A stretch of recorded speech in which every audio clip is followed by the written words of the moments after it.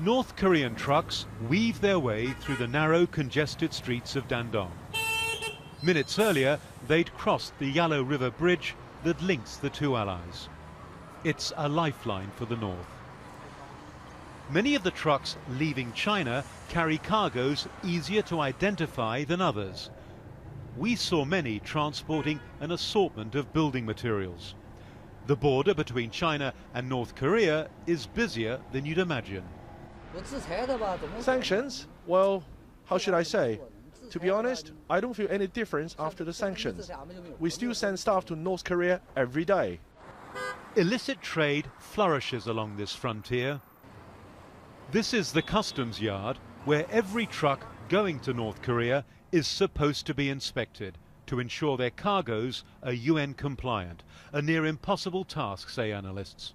China's government cannot control every individual person, every individual companies, which may seek profits by smuggling forbidden banned items to and from North Korea.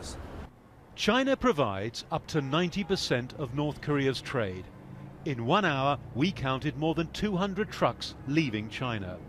The onus has been on China to make sanctions against North Korea work, but when China agreed to those sanctions, it insisted on a number of exemptions to minimize the impact on civilians living across this river in North Korea.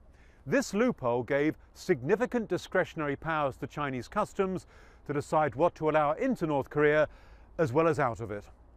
They could essentially, if you like, strangle the North Korean economy, according to the resolution 2270, and they also can continue business as usual, also in full accordance with the resolution 2270. Using sanctions to punish North Korea may not be working. Its nuclear bomb tests and missile launches continue.